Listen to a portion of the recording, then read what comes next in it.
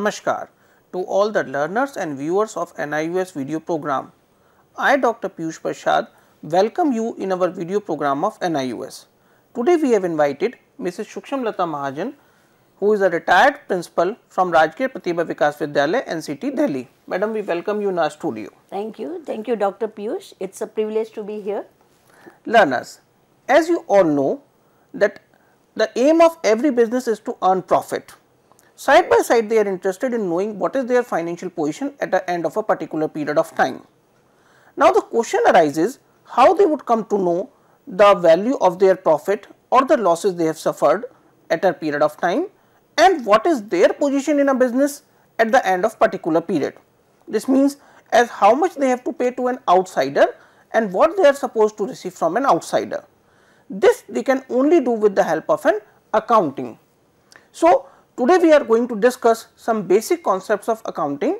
We are going to discuss on the bookkeeping, its difference from the accountancy, the basic features of accounting, and what are the different terms that we are going to use in our accountancy, because this is a very basic concept which each and every learner must know before they are going to proceed for this subject. Today we both of us are going to discuss on it so that your various queries and problems can be sorted out and you may be very well aware regarding all different aspects in accounting. Now, I will request the madam to explain something related to the term accounting. Okay. Accounting basically is a way of recording, analyzing, classifying the data on day-to-day basis, so that we can ascertain what is the profit earned for a particular period of time. Because whenever we do business, the basic motive is to earn profits. So, we can't be doing it on a daily basis. So, we are able to remember whatever the transactions have been carried on. We record them in our accounts, in different books, and then at later stage we classify the different transactions so that we are able to ascertain profits earned during a certain period. So, learners, there is another term, as madam explained you regarding the accounting, the another term which we are commonly going to use is bookkeeping. There is lots of confusion regarding the term bookkeeping and accounting. So, here I would like to explain you that basically bookkeeping is an art of recording the business transactions in a systematic manner in books of account, while on the other hand accountancy is a somewhat a later stage where after recording the transactions we analyze them, classify them, interpret them and convey the information to the various users. Keeping in view these things in our mind, we would like to have some more differences between the term bookkeeping and accounting. Madam, explain our learners some differences between bookkeeping and accounting. Okay. Basically, bookkeeping is the preliminary stage of accounting.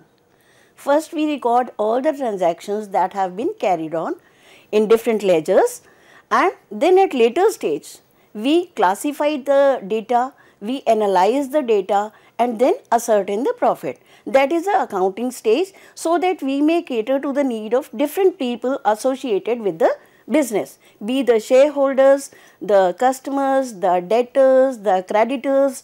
They all want to have detailed information about the business transactions, as we have joint stock companies in modern times. So, the stake of shareholders is very important. So, even the government requires that certain details have to be filed for legal purposes. So, to analyze all the transactions, we make final statements, we make ratio analysis, we make financial analysis, so that to plan for future and to carry on the business at most efficient level. So, keeping in with this, we can say that bookkeeping is going to be very initial stage, a primary stage of recording the transaction. Yes. And accounting is a secondary stage which is supposed to be done by some experts, very expert persons. Bookkeeping is a part of accounting. So, the moment we start bookkeeping, accounting starts. So, it is basically a wider concept. Accounting is a wider concept, discipline. Bookkeeping is the initial part of it. So, we can say that bookkeeping follow the principles of accounting, and accounting is going to have its own principles. Yes. Fine. So, learners, we have came to know the difference between the bookkeeping and accounting. Keeping in with this thing in our mind, now we are going to discuss on the various features of accounting. Madam, explain some features of accounting to our learners. Okay. Accounting is done only for those transactions which are related to business and can be measured in monetary terms. We make some purchases, and the amount of money that has been transacted for that purchase will be recorded. But who we purchase from, what is the business credential of that person, that will not be accounted for. So, I will clarify this thing with the help of an example. Suppose there is a building which is going to have the two different floors, a ground floor and a first floor, and the owner of the building is a one same person. Someone has taken that building on a rent basis. On a ground floor he is going to have his shop on which he is going to pay some amount of money as a rent form, while the first floor he is used to as his residence and he is going to pay the rent for that residence also. Now the question arises, as the amount paid by the person is same and the person to whom the amount is paid is also going to be the same person. Now the question is that which particular amount is going to be recorded in the books of accounts. Here, as the madam has told you that only those transactions are supposed to be recorded in the books of account which are basically related to business. So only the rent of the shop will be recorded in the books of account and the rent which is paid for the house will not be recorded. Yeah. It will simply be considered as a drawing. So only the rent will be recorded related to the shop in the books of account. Exactly. This is the very first feature, that only the transactions which are related to business are going to be recorded in the books of accounting. Now the second feature which the madam has explained you right now is a money measurement concept, which says that only those transactions are supposed to be recorded in the books of account which are measurable in terms of money. For example, there can be number of things related in a business which are monetary, which can be measured in terms of money and which cannot be measured in terms of money. For example, the employees are very loyal towards the business. There can be lots of conflicts and confusion related to our suppliers. All these things will not be recorded, because these things cannot be measured in terms of money. Anything which is measurable in terms of money will only be recorded in the books of account. Together with that, I would like to add some more points related to the features of accounting. The very first thing in this will be communicating the results to the various users. Now, suppose we have maintained the books of account throughout the year. We have appointed a big staff with us. Those who have recorded lots of transaction analysis has been done. Now, what's the use of it? It's not simply the businessman who is going to make the use of all those things. After recording the transactions, after analyzing them, interpreting the results is necessary. That means that these results are supposed to be communicated to the various users. Now, these users can be the shareholders, they can be the owners, they can be the suppliers, they can be the general customers, government, and so on. Together with that, the accounting is going to have many features. It is simply concerned with making the payment of taxes to the government. Now, how the payment of taxes is going to be made by a businessman? So, in case of a salaried person, the taxes are going to be paid on the basis of the salary which he is going to earn. But how the income tax authorities would come to know that this is the amount of tax which they are supposed to levy on a businessman? The books of account which are maintained by the businessman will work as a proof for making the payment of taxes. Side by side, in case of any kind of disputes, these books of account will work as a kind of legal proof so as to sort out the disputes. Now, keeping in view these things are mind, I hope you are going to be very clear related to all the features of accounting. Now, we are going to discuss the various branches of accounting. So, madam, please explain our learners what are the different branches of accounting which we are going to have in our system. As already explained, and Dr. Piyush has very rightly explained, we need accounting for different purposes. We have financial accounting, we have cost accounting, we have management accounting, we have social accounting, the latest in the accounting. So, for different purposes, for different kind of analysis, we need different type of accounting. In financial accounting, basically, we make financial statements to ascertain our profits, to ascertain return on our investments, return on shares, And cost accounting, we see what is the cost factor. What are the cost incurs? Because we have to know how, when you want to maximize the profits, your cost has to be maintained at low level. So for cost efficiency, we have cost management, and then social accounting I talked. Social accounting is every business has a social liability also. If you want to earn profits for a longer period of time, you need to take care of social interest. If you want to maximize your profits at the cost of social liabilities, then your profits will not last for longer period. So those social factor, you have to provide goods which are useful for your customers. If they are not good, they will not buy it at the second stage. They will buy it once, and after that they will not buy. If you want them to buy your goods forever, for a longer period of time, you have to take care of their interest. So a lot of research and development is carried on to see what is the change in fashions, what is the change in mood, what is the change in purchasing power of different people. So for all that, the accounts are to be maintained, and they will come under a category of the social accounting. Then most important are management accounting. We have to plan for the growth of our company. Everybody wants to grow. So whenever we are making investments, it is to grow, to make the increase the value of capital invested by proprietors, shareholders in the firm. So we have to regularly plan. So we have discussed related to the 4 different types of accounting, as the ma'am has told you, related to a financial accounting, then cost accounting, social accounting, and the management accounting. After discussing the various branches of accounting, we are going to discuss what are the various objectives of accounting. Every businessman is going to spend quite a good sum of money in maintaining the accounts department. They are going to employ large number of persons whom the salary is going to be paid. Lots of books are going to be maintained. So our learners would like to know what are the basic purpose of all these things. What are the objectives of maintaining the books of accounts? Okay, the foremost of course is to ascertain the profit. When we are running a business, it is to earn profits. So we make financial statements to see how much profit has been earned during a period. It is done periodically. Normally it is 1 year, and then the financial statements are published. Then we have, it's a proof, I mean the accounting is a proof or a record of all the transactions.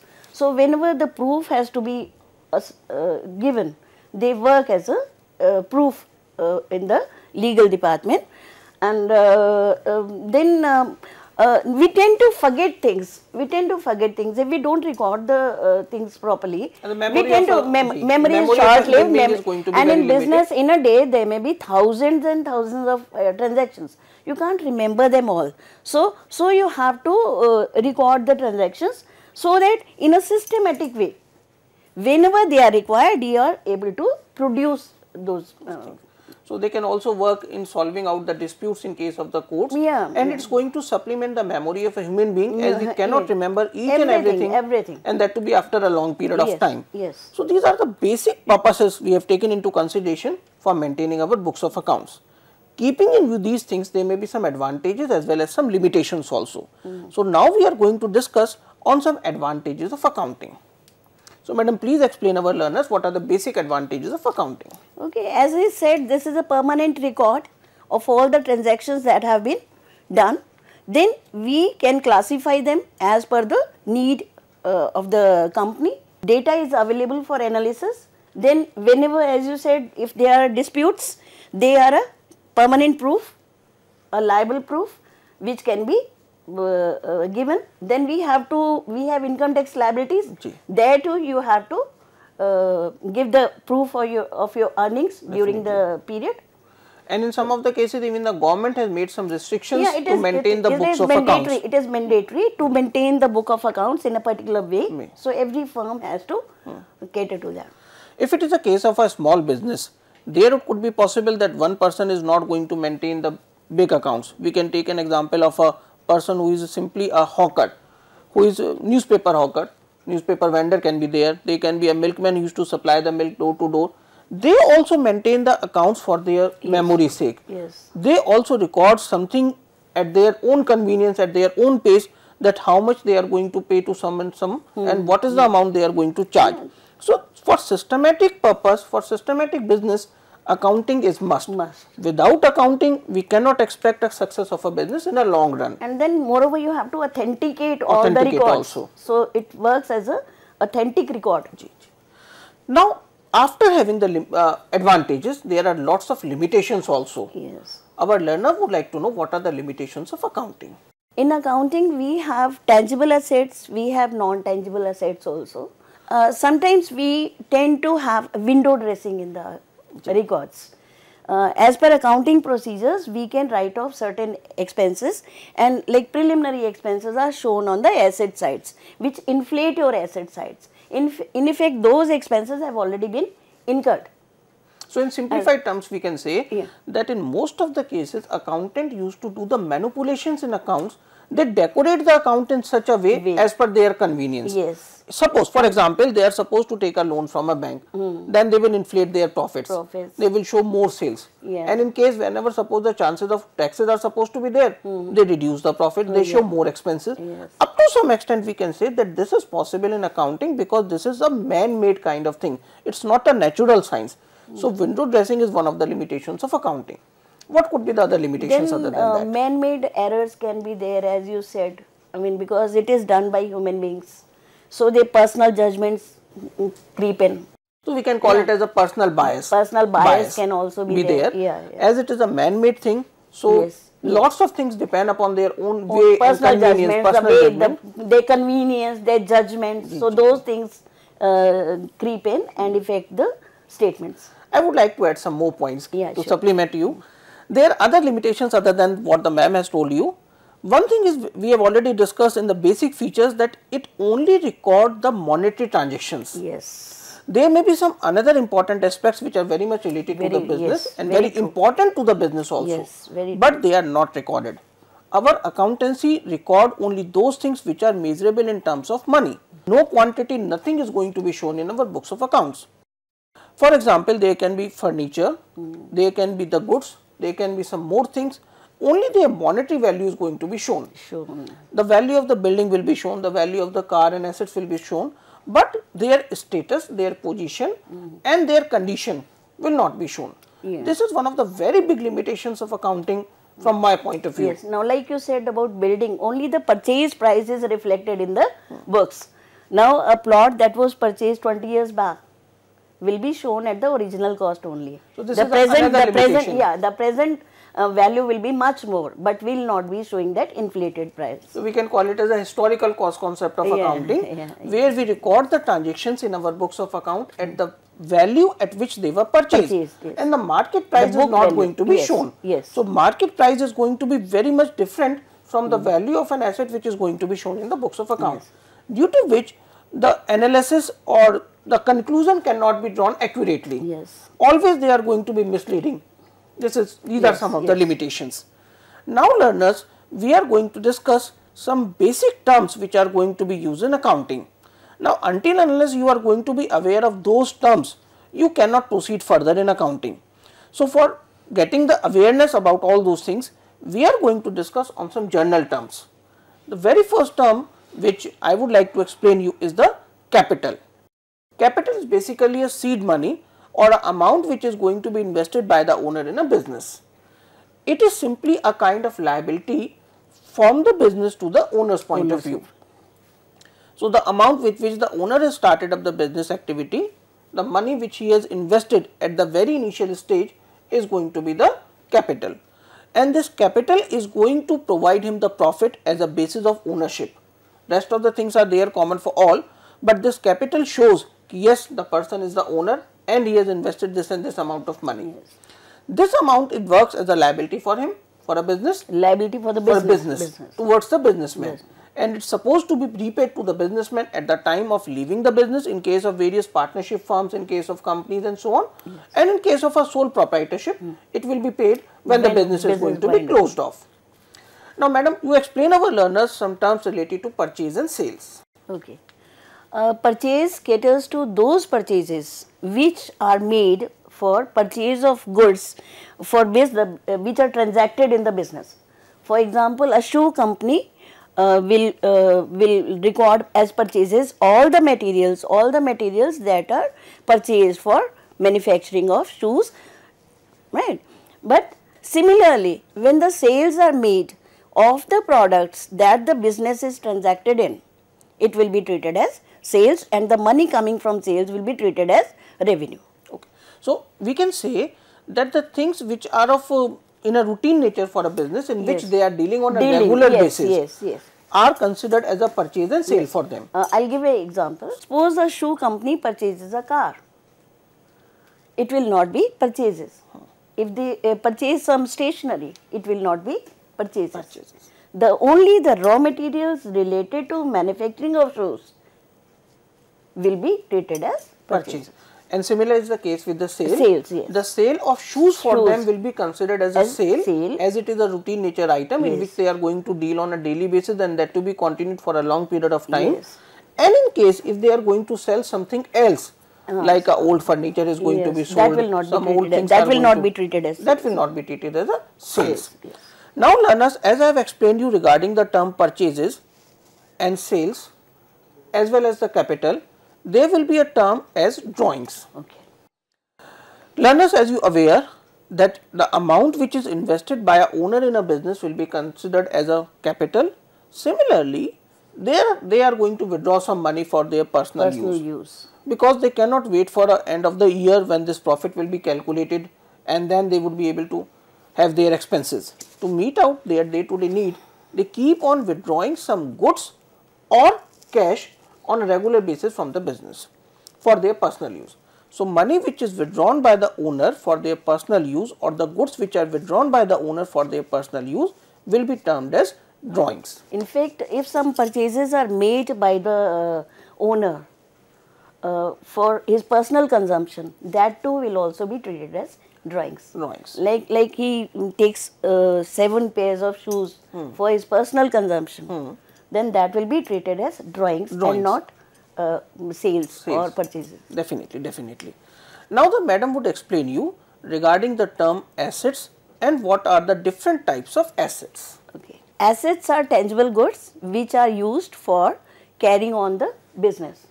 They are of two types: current assets and fixed assets. Current assets are like cash, stock, debtors. They are used for a short period of time on a repeated basis. Fixed assets are one-time investment, and they are used over a period of time, for a longer period. Then we have intangible assets, which cannot be measured in terms of money, but they have a value. Like in partnership firm, we talk about goodwill of a firm. Then certain preliminary expenses are made when a company is formed. Those preliminary expenses are of a huge amounts. So they are not written off just at one go. They are also shown on the asset sides, and in a piecemeal manner they are deducted from profit and loss account on a regular basis till they are zero, completely written off. So we can say that assets are all the valuable things which are going to be owned and possessed by the business, and they normally we categorize them into the two different categories as current assets and fixed assets normally. So current assets can be those assets which are supposed to be converted into cash very easily within the period of 1 year, receivables are and so on. While on the other end, the fixed assets are those which are going to be used in a business for a very long period of time, and normally they are not going to be converted into cash within 1 year. Maybe later on they can do so in case of the furnitures are there, in case of the buildings are going to be there, and lots many things are there. Now learners, as you know, there are going to be some assets, definitely there are going to be some liabilities also. Normally, liabilities are the obligations or the commitments which the business is supposed to fulfill towards the owner as well as towards the outsiders. We normally classify the liabilities into two different categories, as the fixed liability as well as the current liability, as we have got in case of the assets also. Fixed liabilities are those liabilities which are to be repaid after a period of 1 year. We take examples of the bank loans, we take example of debentures, long-term loans. Suppose a person has taken a loan from a bank which is supposed to be repaid in 5 years, then that liability will come under the category of the fixed liability. The capital which is invested by the owner in a business is also a fixed liability. Owner's equity. Owner's equity, because that is also to be paid after a long period of time. On the other end, there are certain current liabilities. These are those liabilities which are to be paid within the period of 1 year, short period of time. Example, creditors. Creditors, bank overdraft could be there. So, here I would like to mention the meaning of the creditors also. Creditors are those from whom we have taken the goods on a credit basis, or even the services have been taken from them on a credit basis.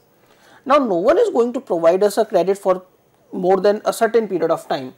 They may provide a credit of a week, 10 days, month, 2 months and so on, but not for more than a year.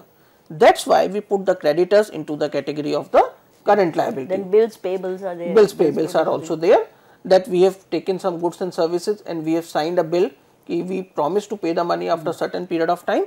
So, the bills payable will also come under the category of the short term liabilities. Now, we have already discussed regarding the term debtors in assets. If I have explained you the term creditors, I would like to mention something about the debtors also. Debtors are those to whom we have sold the goods on a credit basis and we are going to receive the money from them in future. They are the debtors.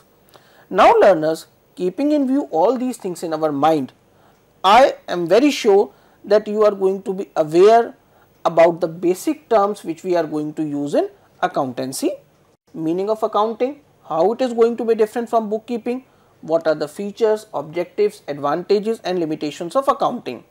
I hope that all these informations are going to be very, very helpful and useful to you in our further process of teaching and learning.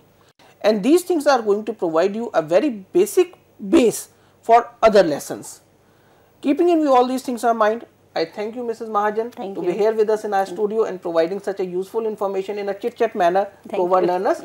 I hope they have enjoyed a lot for it. Yes. Thank you. Thank you so much. Thank you.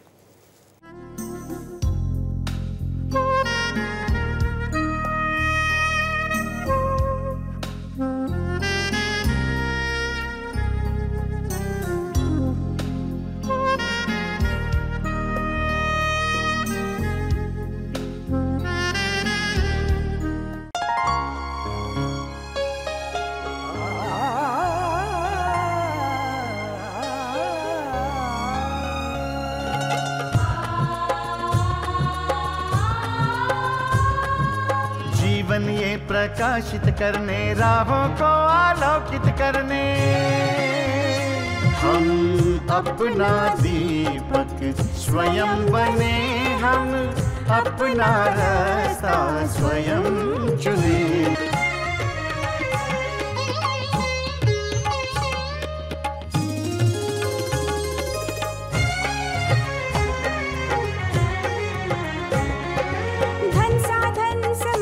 सीमा से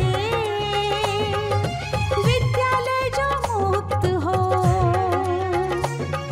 धन साधन समय की सीमा से विद्यालय जो मुक्त हो। कभी पढ़े हम कहीं पढ़े, वे विषय की लोच से युक्त हो। मित्रों हम उठे और जाए